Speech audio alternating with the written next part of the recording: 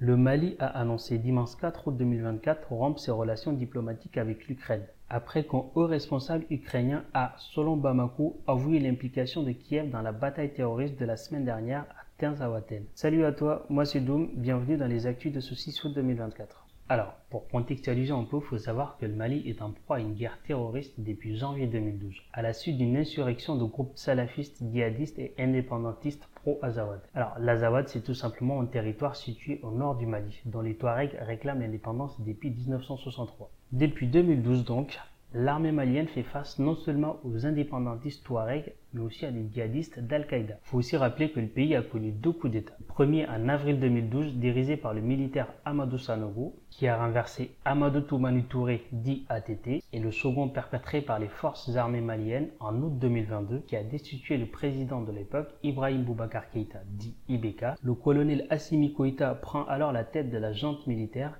et rebâtit complètement les cartes en se rapprochant de la Russie de Poutine et en coupant tout lien avec la France. En 2022, des mercenaires russes du groupe Wagner interviennent au Mali et l'armée française se retire du pays. Donc voilà, ça c'était pour le contexte. C'est donc dans ce climat de tension que Andrei Youssov, porte-parole du renseignement militaire ukrainien, avait déclaré le 29 juillet dernier à la télévision ukrainienne, je cite, « Le fait que les rebelles aient reçu les données nécessaires qui leur ont permis de mener à bien une opération contre les criminels de guerre russes a déjà été observé par le monde entier. Bien entendu, nous ne divulguerons pas les détails, plus d'informations à venir ici aussi. » Fin de citation. Une vidéo qu'avait relayée l'ambassadeur ukrainien au Sénégal. Ce dernier a publié la vidéo sur la page Facebook de l'ambassade de l'Ukraine à Dakar avant de la supprimer. Il a été convoqué par les autorités sénégalaises qui condamnent fermement les propos du diplomate dans un communiqué, je cite, « Le Sénégal ne peut tolérer une quelconque tentative de transférer sur son territoire la propagande médiatique en cours dans ce conflit. Le gouvernement malien juge que ces actes, je cite, violent la souveraineté du Mali, dépassent le cadre de l'ingérence étrangère et constituent un soutien au terrorisme international. » Fin de citation. Il va saisir les autorités judiciaires compétentes, prendre les mesures nécessaires pour prévenir toute déstabilisation du Mali à partir d'États africains,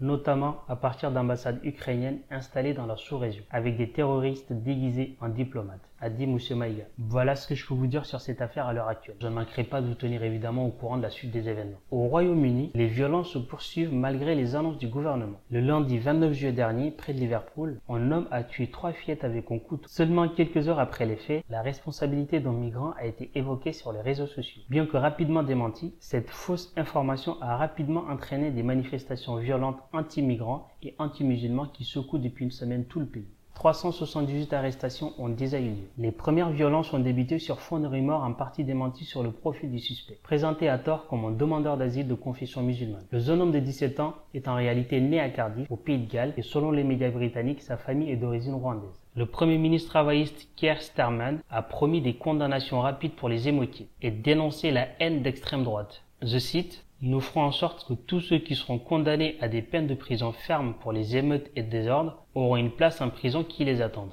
a assuré mardi matin sur la BBC la secrétaire d'État à la justice, Heidi Alexander.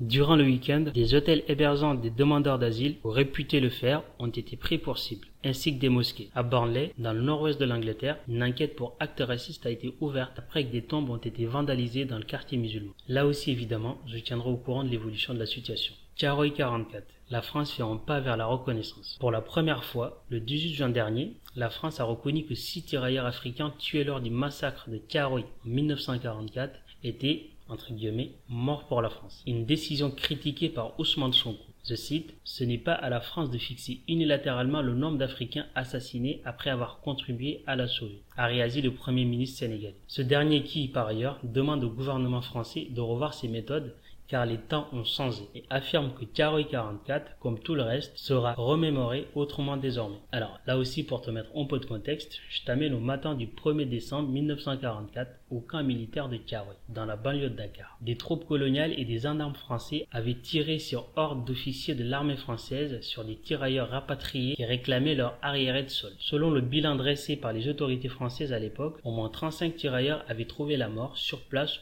ou suite de leurs blessures. Un chiffre qui reste encore sujet à controverse, des historiens l'estimant beaucoup plus élevé.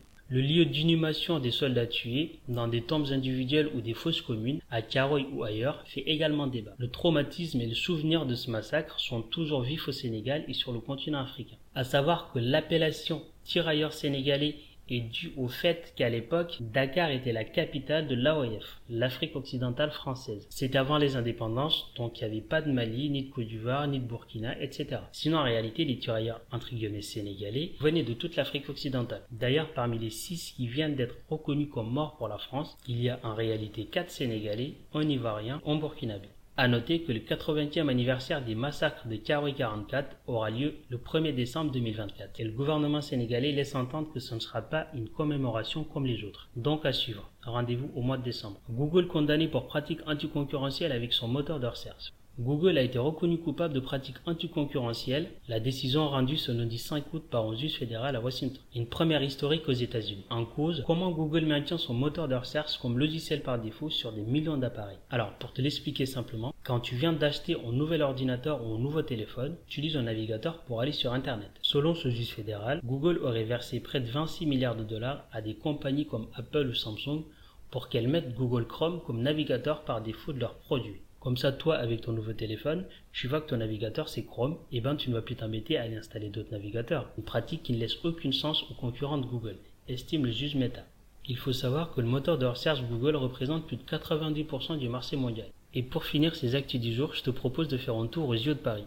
Voici à ce jour le tableau des médailles. À noter que seules les médailles d'or sont prises en compte dans le classement général. La surprise du jour, c'est en basket. En effet, la France a sorti le Canada qui était pourtant donné comme favori avant le match. 92-73, quart de finale, et jouera donc l'Allemagne en demi. Voilà, c'est tout pour les actus du jour. Évidemment, j'aurais voulu traiter d'autres sujets, mais honnêtement, vu que je viens de commencer, je te casse pas que j'étais un peu à la bourre. J'ai dû faire des tris, mais promis demain tu auras des actus du jour complètes. Je te parlerai notamment de la situation politique tendue au Venezuela et au Bangladesh, mais aussi du choix du colistier de Kamala Harris, la candidate démocrate au présidentiel du 5 novembre 2024 aux États-Unis.